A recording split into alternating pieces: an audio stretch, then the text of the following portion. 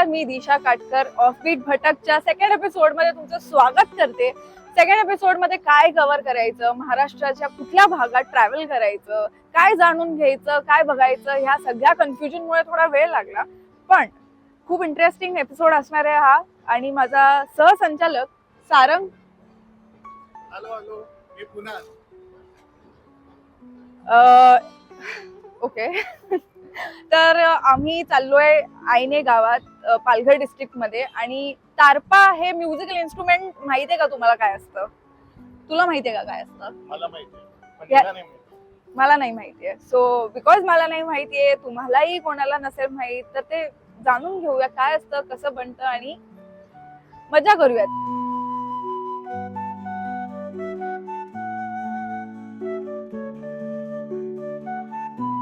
माझ्या आईच्या हिशोबाने मी आयुष्यात जरा भटकलेली आहे, तर म्हटलं जरा खरंच भटकूया.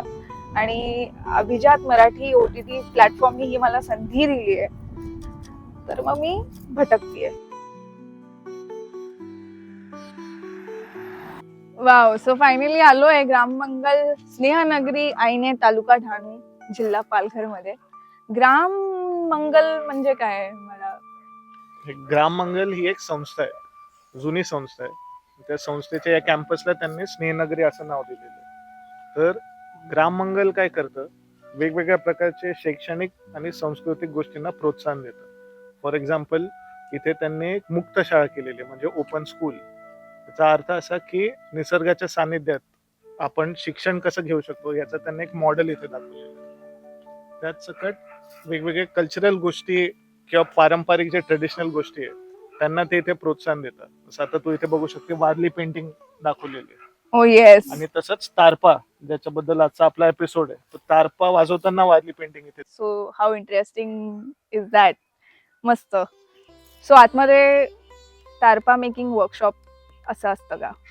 इथे तारपा, वारली, इतर पण ज्या सांस्कृतिक गोष्टी आहेत त्यांचे वर्कशॉप घेतले जातं. म्हणजे बाहेरच्या लोकांना इथे येऊन ती संस्कृती बघायला भेटते आणि इथले जे कारागीर आहेत, जे आर्टिसन्स आहेत, त्यांना एक डेमॉन्स्ट्रेट करायला एक प्लॅटफॉर्म मिळतो. सो आपण आता आत जाऊन जरा बघूया काय करतात ते नेमकं. सारंग दादा आणि दिशाताई, तुमचं स्वागत आहे. आमचं वर्कशॉप बघायला या.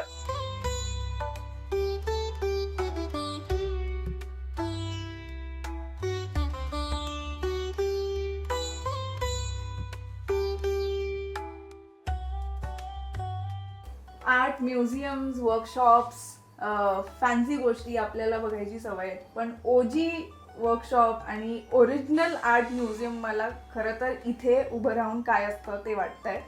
इथे तुम्ही बघू शकता वेगवेगळे आर्ट फॉर्म्स, वेगवेगळे आर्टिफॅक्ट्स, असं काय काय आहे ते, ती सगळीच माहिती आपल्याला शिलिंग सर, जे या एपिसोडचे स्टार आहेत, ते देतील. त्याआधी सारंग, प्लीज ह्यांचा परिचय कर आणि आपल्या सगळ्यांना सांग की हे कोण आहेत. आपल्याबरोबर शिलीन लहांगे जी आहेत, ते स्वतः गायक आहेत, राष्ट्रपतींकडून पुरस्कारित गायक आहेत. आणि त्यांच्याकडून आम्हाला ग्राम मंगलची बरीच माहिती भेटते. तर शिलीनजी, आपले जे कारागीर भाऊ आहेत त्यांची जरा परिचय करून द्या. नक्की दादा, हे वंशादादा आहेत, आपल्या ग्राममंगलमध्ये काम करतात. आणि यांचं मेन आहे म्हणजे बांबू वर्क. बांबूपासून ज्या ज्या शोभेच्या वस्तू बनतात त्या ते बनवतात. आणि हे दुसरे आहेत ते मने सर आहेत, ते वारली पेंटिंग आणि हे मुलांना शिकवतात. म्हणजे फक्त हे काम करत नाही तर एक टीचिंग म्हणजे शिकवतात सुद्धा इथल्या शाळेतल्या मुलांना. तर त्यामुळे याच्यात हे म्हणजे दादा प्लस इथले विद्यार्थी असं मिळून हे सगळं काम होतं.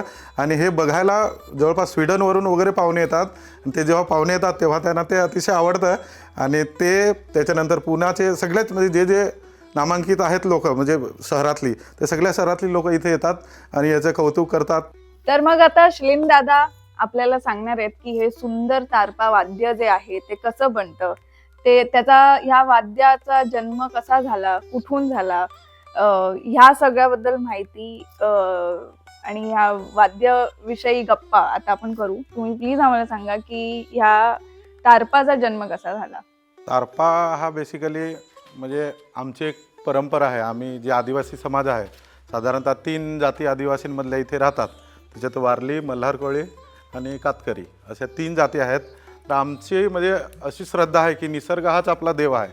आणि जे निसर्गा म्हणजे देवाने जो निसर्ग म्हणजे केला आहे तर त्या निसर्गाची पूजा करायला म्हणून तारप्याचा जन्म झाला, की देवाला म्हणजे आता आपल्याला देव दिसत नाही, पण आदिवासींचं असं मत आहे की झाडं, हिरवळ, वाघ्या म्हणजे जंगलातले प्राणी हेच त्यांचे दैवत. तर त्यांना खुश करण्यासाठी हे तारप्याची निर्मिती झाली. आणि संगीत आणि आदिवासी हे जवळपास फार घनिष्ठ नातं आहे, त्यामुळे अशा प्रकारे तारप्याचा जन्म झाला. मग आमचं असं मत आहे की ज्या पद्धतीने तारपा बनवणारे कलाकार होते हे फार कमी झालेत, आणि ही एक श्रद्धा आहे. म्हणजे तारपा बनवणं आणि वाजवणं याच्यासाठी म्हणजे श्रद्धा, आवड ह्या अनेक गोष्टी आहेत. त्याच्यात तारपा बनवतानाही म्हणजे निसर्गातल्याच गोष्टी वापरल्या जातात. आणि आता म्हणजे त्याला एक म्हणजे ह्या तारप्याचं एक लग्नच जवळपास म्हणजे केलं जातं. म्हणजे हे नर मादी याला जे ही एक वेगवेगळे याचे विभाग आहेत, तर त्याच्यात आता लग्नाला आमच्याकडे उंबराचं झाड लागतं. मग ह्या पात्यांना जॉईंट करण्यासाठी उंबराचा चिक लागतो. तर ते आता उंबरही थोडेसे तुम्ही बघाल तर फार कमी झालेत, आणि त्या पद्धतीने आता फार म्हणजे कलाकार हे नाही आहेत, परंतु ठीक आहे. काही कलाकार आहेत आमच्या इथे, ते राष्ट्रपती पुरस्कारपर्यंत गेलेत. तर त्याच्यात ते धिंडा दादा म्हणून एक आहेत, तर ते चांगलं टिकवत आहेत. पण तुमच्या माध्यमातून हे जेव्हा वाढेल नवीन पिढीला, जसं आता ग्राममंगल करते, की ग्राममंगल वर्कशॉप ही इथंच घेते तारपा बनवण्याचं, जे आपाप नवी पिढीलाही कळलं आहे. आणि मोबाईलचा जमाना आहे, तर तुम्ही हे दाखवाल आणि ते कायमस्वरूपी राहील कॅमेऱ्यात. त्याच्यामुळे वाटतं की ही संस्कृती टिकेल. आणि मग तारपा जेव्हा तयार होतो त्यानंतर त्याचा वापर कसा होतो, म्हणजे कुठे हे वाजवलं जातं, काही त्याच्याबद्दल थोडं. बरोबर. आता हे कसं म्हणजे साधारणतः थंडीच्या काळात म्हणजे दिवाळीच्या वेळेस आपली म्हणजे कंसरी म्हणजे भात, म्हणजे कंसरी हा एक आमचा देव आहे, हिरवा एक देव आहे. तर त्या देवाला पूजण्यासाठी म्हणून दिवाळीच्या सुमारात हे वाद्य वाजवलं जातं. आणि गावदेव म्हणजे एक सगळ्या गावाचा गाव, तुम्ही कांतारा चित्रपट बघितला असेल, त्याच्यात दिवभव्य आहे, सेम तसंच आमच्या याच्यात ही वाघोबाचं पूजा केली जाते. त्यावेळेस ह्या वाद्याचा पहिला वापर गावदेवासाठी केला जातो. म्हणजे हां, आणि त्याच्यानंतर मग गावदेव एकदा झाला की पारंपरिक पद्धतीने आमची लग्न कार्य होतात. तर त्या लग्न कार्यात तारप्याचा खूप मोठा वाटा आहे. आणि म्हणजे म्हणजे जेव्हा देव करतात म्हणजे पूर्वज ही अंगात येतात म्हणजे लग्नाला, तर त्यावेळेस त्यांना आणण्यासाठी तारप्याचा वापर केला जातो. त्याच पद्धतीने जी आपली नवीन पिढी आहे त्यांचे डान्स करण्यासाठी याचा वापर केला जातो. तर अशा अनेक गोष्टीसाठी तारपा हा म्हणजे थोडक्यात हा आमचा दैवतच आहे. एक देवापर्यंत पोचण्याचा हा आमचा मार्ग म्हणजे तारपा. वाव. आता तुम्ही हे आता ह्याविषयी हे शाळेमध्ये पण ह्या मुलांना पण हे तारपा बनवायला शिकवता, तर तुम्ही असे काय म्हणतात, तुम्ही काय मेहनत घेता की हे तुमच्या परिसरात आणि तुमच्या लहान मुलांना आणि तुमच्या पुढच्या पिढीला ह्याच्याबद्दल कळावं, त्यांनी हे वापरावं, त्याच्यासाठी तुम्ही स्वतः काय मेहनत घेता? नाही, आता याच्यासाठी ग्राममंगलच्या माध्यमातून माझं शिक्षण झालं. त्याच्यात ह्या एरियात जवळपास विशारद म्हणजे संगीत विशारद झालेलं कोणीच नाही आहे, आणि शास्त्रीय संगीतात काम केलेलं कोणीच नाही आहेत. तर ग्राममंगलच्या माध्यमातून मला ते शिक्षण भेटलं, आणि याच्यानुसार ही जी आमची पारंपरिक कला आहे, ही कला कशी जोपासली जाईल याच्यासाठी माझे नेहमी प्रयत्नच राहतात. त्याच्यात आमची लोकगीतं आहेत, त्याच्यानंतर याचे सूर आहेत, आपल्या पेटीचे तंबोऱ्याचे सूर असतील, तबल्याचे सूर असतील, तर ह्या सगळ्यांना जोडण्याचं एक काम माझ्याकडून मी सध्या 2 सालांना शिकवतो आहे. तर माझ्यापुरतं मी करतो आहे, पण हे पुढे अजून असंच वाढेल. आणि हे तुम्हाला आता इथे दिसतं आहे, वंशदादा एका बाजूने तारपा बनवतो आहे. तर त्याच्यात तारपा बनवण्याच्यात बघा ताई, एक याच्यात 2 राहतात, एक नर आणि एक मादी. म्हणजे जसं आपला सूर म्हणजे एक पुरुषाचा आवाज, एक लेडीजचा आवाज, तर त्या पद्धतीने 2 इथे बांबूचे आपण हे वापरतात. आणि आवाज मोठा व्हावा याच्यासाठी हे ताडाचं बनवलं जातं. म्हणजे ताडाचे जे पात्या, ताडगोळे आपण खातो, त्या पात्यांपासून हे बनवलं जातं. आणि आता पुढे अजून आपण जसं जसं बघू तर वंशदा आपल्याला पुढे पुढे दाखवत राहील की हा एक आपण जो दुधी भोपळा खातो, त्या दुधी भोपळा हा झाडावरच सुकवला जातो. म्हणजे झाडावर सुकल्यानंतर त्याला कीड लागली असेल तर तो वाया गेला, ज्याला कीड लागली नसेल तो चांगला आहे, म्हणून तो भोपळा हा वापरला जातो. त्याच्यानंतर जॉईंट करण्यासाठी एक आपण मध खातो, पण ते मध पोळं आपल्याला दिसतं ते पोळ्याचं नाही, तर ते झाडाच्या डोलीत एक वेगळा प्रकार आहे, त्याचंही मध खातात. पण ते झाडाच्या डोळीत किंवा दगडाच्या याच्यात त्याचंच मेन वापरलं जातं. आणि हे मेन म्हणजे शक्यतो थंडीत व्यवस्थित राहतं, उन्हात गेलं की ते वितळतं, मग तारपा वाजायला थोडासा प्रॉब्लेम येतो. त्यामुळे ह्याचा सीझन ही जवळपास तोच आहे. तर हे एक नॅचरल जॉईंट करण्याचं हे एक आहे.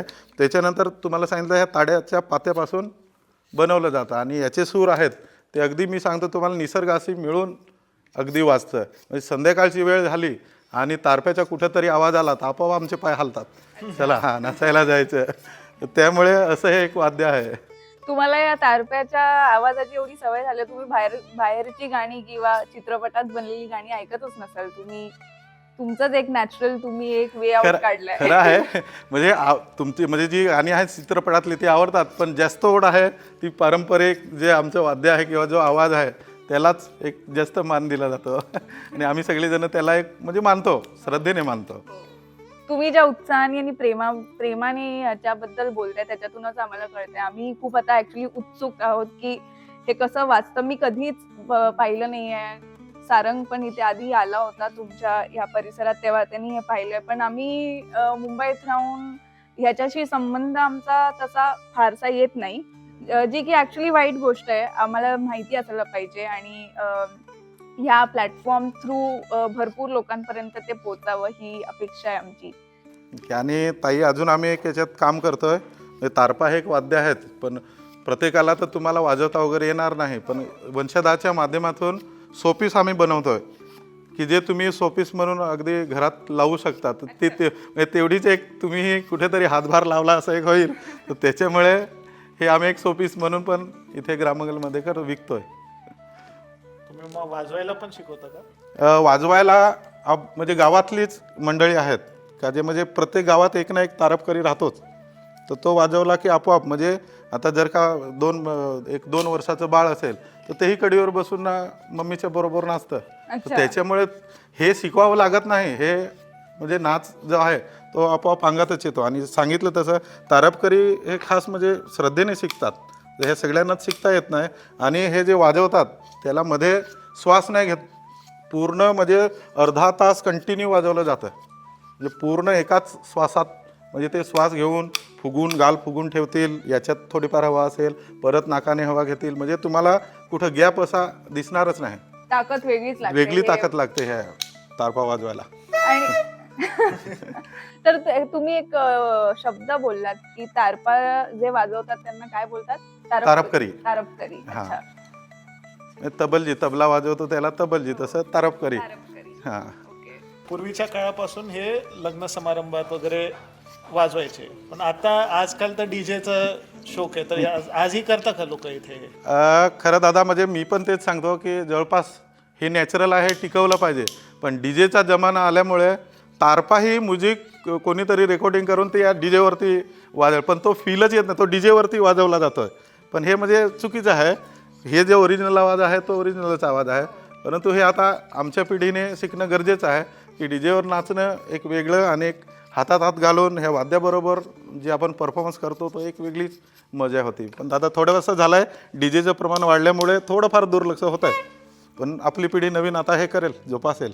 नाही, आणि डीजेचा फायदा तसा त्याचा काय चांगला फायदा आहे, त्याच्याने निसर्गाला तर त्रास होतोय. तसा हे जे निसर्गाच्या सामानातून बनलेलं आहे, निसर्गाच्या ओटी मधून लिटरली हे तुम्ही बाहेर काढलेलं आहे, याचा तसा काहीच दुरुपयोग नाहीये किंवा त्याला ह्या वाद्याने निसर्गाला काहीच त्रास होणार नाहीये. सो हे तर ह्याला प्रोत्साहन दिलंच पाहिजे. हो, आणि आमची ही नवीन पिढी आता हे म्हणजे आम्ही अंगीकारू जे तुम्ही सांगता येते. आणि खरी गोष्ट आहे डीजेने सगळंच प्रदूषण म्हणजे ध्वनी प्रदूषण होईल, तुमचं सगळं आपले पक्षी वगैरे पळतात. तर त्याच्यामुळे ना हे थोडाफार परिणाम होतो. पण ठीक आहे, आता आपण याच्या पुढे जोपासू, डीजे वगैरे कमी करू. हे आमच्या नवीन पिढीनेच करणं गरजेचं आहे. करेक्ट.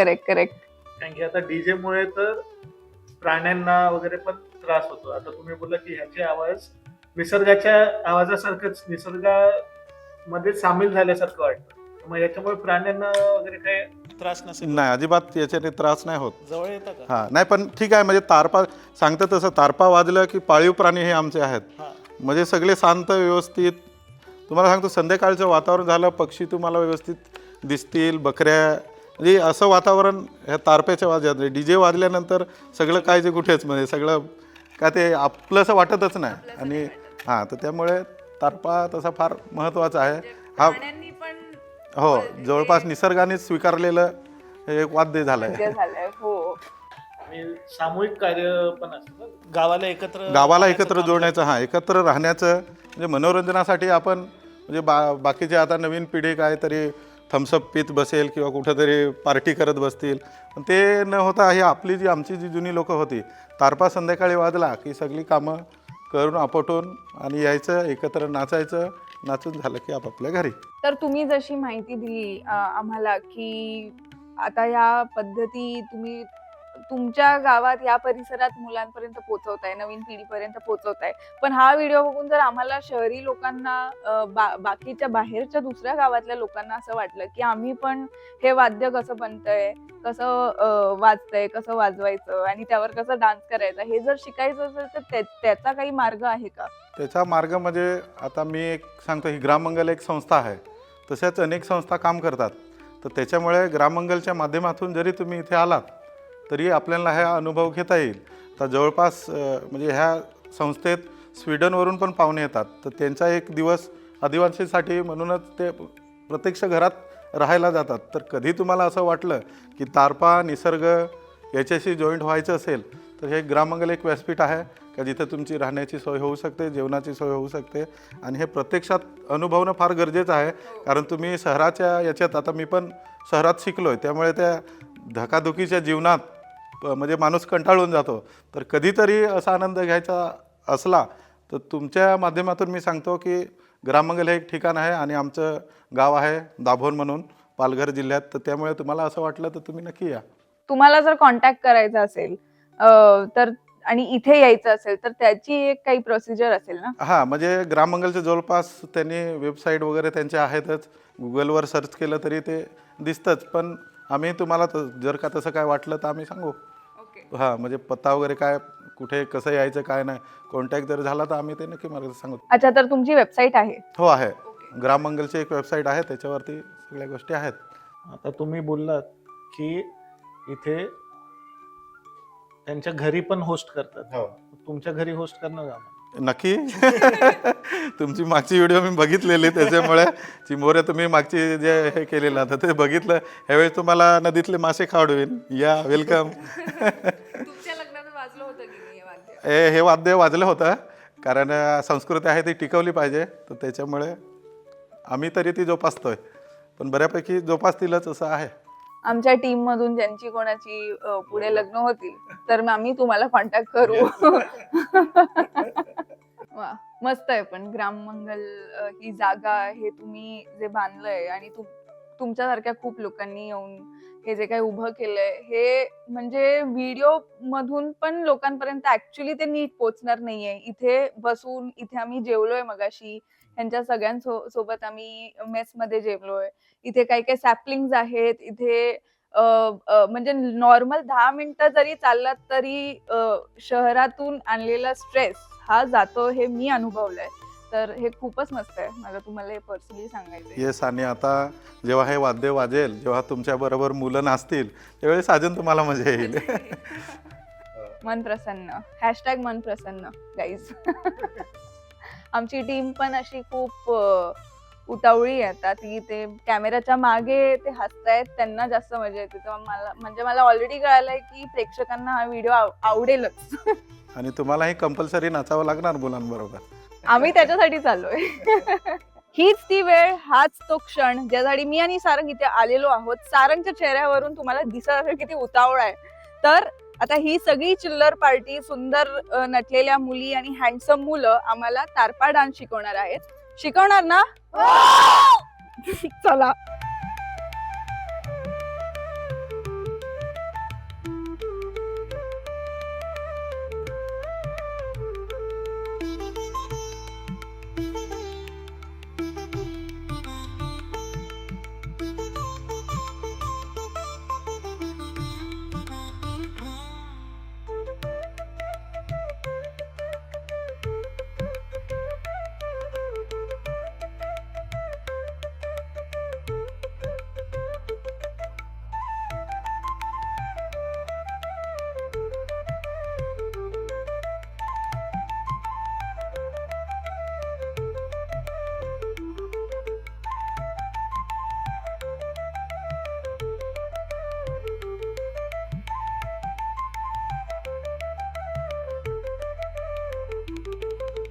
एपिसोड संपत आलेला आहे, पण मला आणि सारंगला तारपा काही अजून वाजवता येत नाहीये. ट्राय Practice करू, चालू आहे. हा करू आम्ही करू. पण मजा आम्ही 100% केली आहे ना. 100%. 100%.